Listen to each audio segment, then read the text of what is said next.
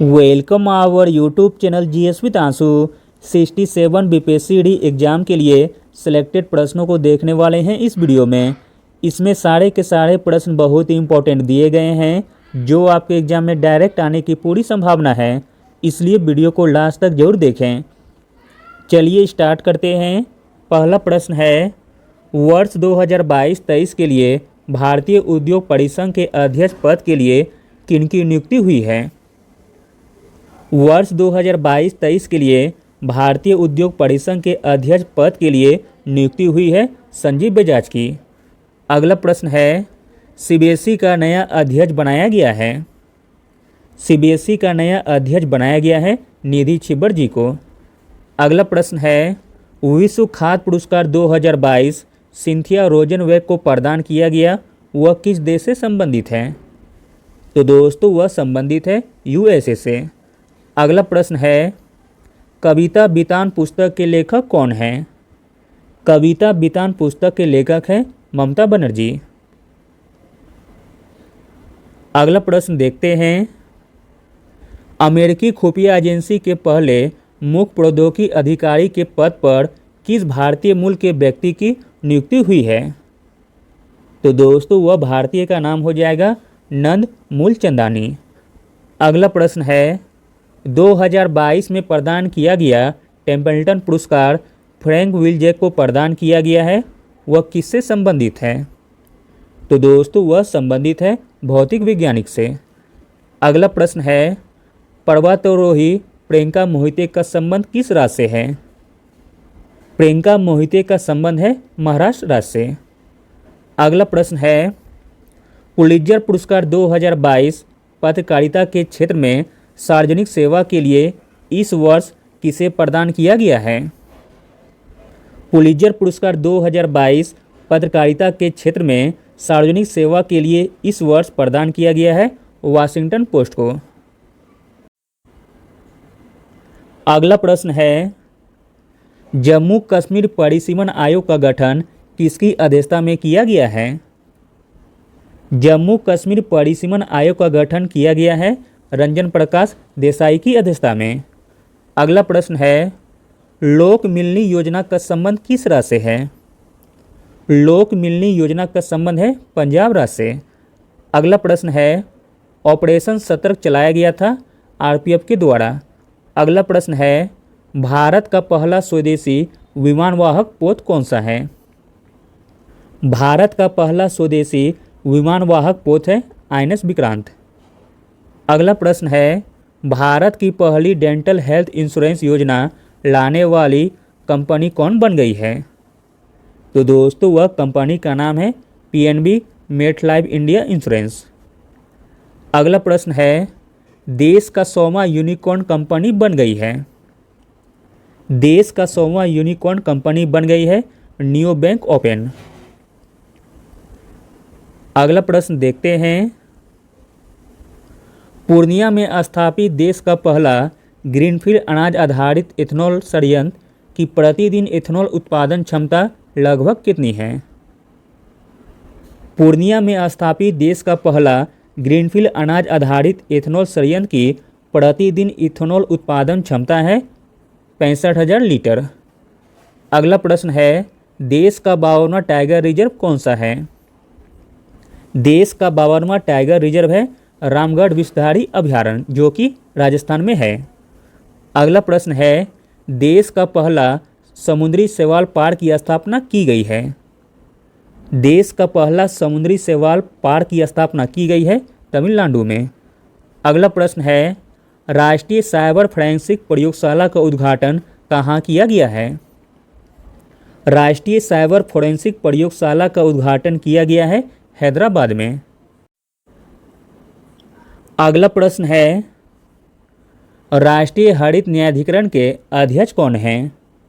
राष्ट्रीय हरित न्यायाधिकरण के अध्यक्ष हैं AK गोयल यानी कि आदर्श कुमार गोयल। अगला प्रश्न है, भारत वन स्थिति रिपोर्ट 2021 के अनुसार सबसे कम वन क्षेत्र वाला राज्य कौन सा है? तो दोस्तों वह राज्य हरियाणा। अगला प्रश्न देखते हैं, बिहार बजट 2022-23 में कहाँ पर ITCT स्थापित करने की बात कही गई है? आंसर हो जाएगा राजगीर। अगला प्रश्न है, वानावर पर्वत किस जिले में स्थित है? वानावर पर्वत स्थित है जहानाबाद जिले में। अगला प्रश्न है, बिहार बजट 2022-23 के अनुसार बिहार के किस जिले में 72 एकड़ भूमि पर लैंड बैंक स्थापित किया जाएगा? लैंड बैंक स्थापित किया जाएगा गया जिले में।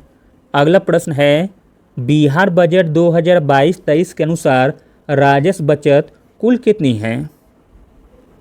बिहार बजट 2022-23 के अनुसार राजस्व बचत कुल है 4747.84 करोड़। अगला प्रश्न है, बिहार बजट 2022-23 में विकास के कुल कितने सूत्र तय किए गए हैं जिन पर सरकार का फोकस होगा? आंसर हो जाएगा 6 सूत्र। अगला प्रश्न है, केंद्रीय बजट 2022-23 के अनुसार सरकार की आय का सबसे बड़ा स्रोत कौन सा है? केंद्रीय बजट 2022-23 के अनुसार सरकार की आय का सबसे बड़ा स्रोत है माल एवं सेवा कर। अगला प्रश्न है, केंद्रीय बजट 2022-23 के अनुसार भारत 2030 तक कितने गीगावाट सौर ऊर्जा के लक्ष्य को प्राप्त करेगा? आंसर हो जाएगा 280 गीगावाट। अगला प्रश्न देखते हैं, केंद्रीय बजट 2022-23 में भारत की आर्थिक विकास दर कितने % रहने का अनुमान लगाया गया है? केंद्रीय बजट 2022-23 में भारत की आर्थिक विकास दर 9.2% रहने का अनुमान लगाया गया है। अगला प्रश्न है, केंद्रीय बजट 2022-23 के अनुसार राजस्व घाटा का अनुमान GDP का कितना % रखा गया है? केंद्रीय बजट 2022-23 के अनुसार राजस्व घाटा का अनुमान GDP का 3.8% रखा गया है। अगला प्रश्न है, केंद्रीय बजट 2022-23 में वित्त मंत्री निर्मला सीतारमण ने किस तिथि को पेश किया था? केंद्रीय बजट 2022-23 वित्त मंत्री निर्मला सीतारमण ने 1 फरवरी 2022 को पेश किया था।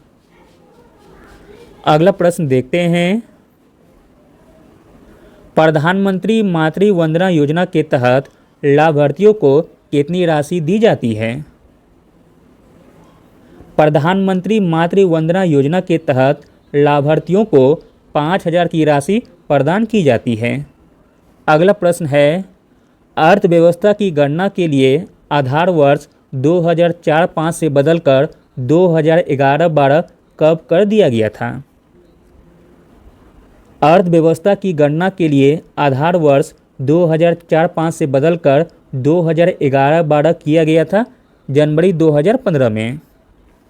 अगला प्रश्न है, फसल विविधीकरण सूचकांक का उपयोग करने वाला पहला राज्य कौन बन गया है? फसल विविधीकरण सूचकांक का उपयोग करने वाला पहला राज्य बन गया है तेलंगाना। अगला प्रश्न है, एक्स-डस्टलिक सैन्य अभ्यास आयोजित किया जाता है? एक्स-डस्टलिक सैन्य अभ्यास आयोजित किया जाता है भारत और उज्बेकिस्तान के बीच। अगला प्रश्न है, अर्थ आवर 2022 मनाया गया? अर्थ आवर 2022 मनाया गया 26 मार्च को। अगला प्रश्न देखते हैं, बिहार के किस वन्यजीव अभयारण्य को दूसरा टाइगर रिजर्व घोषित किया गया है? तो दोस्तों वह टाइगर रिजर्व का नाम है कैमूर वन्यजीव अभयारण्य। अगला प्रश्न देखते हैं, बिहार खादी का ब्रांड एम्बेसडर बनाया गया है? बिहार खादी का ब्रांड एम्बेसडर बनाया गया है मनोज तिवारी जी को। अगला प्रश्न है, बिहार का पहला जू सफारी का उद्घाटन राजगीर में कब किया गया? बिहार का पहला जू सफारी का उद्घाटन राजगीर में किया गया 16 फरवरी 2022 को। अगला प्रश्न है, बिहार आर्थिक सर्वेक्षण 2021-22 के अनुसार बिहार का शहरीकरण स्तर बढ़कर कितना हो गया है? तो दोस्तों शहरीकरण बढ़कर हो गया है 15.3%। अगला प्रश्न है, बिहार तृतीय कृषि रोड मैप 2017-22 को कब तक के लिए विस्तारित किया गया है? तो दोस्तों इसे विस्तारित किया गया है 2023 तक। अगला प्रश्न देखते हैं, बिहार में सिंचाई एवं बाढ़ की योजनाओं की निगरानी के लिए कौन सा ऐप विकसित किया गया है?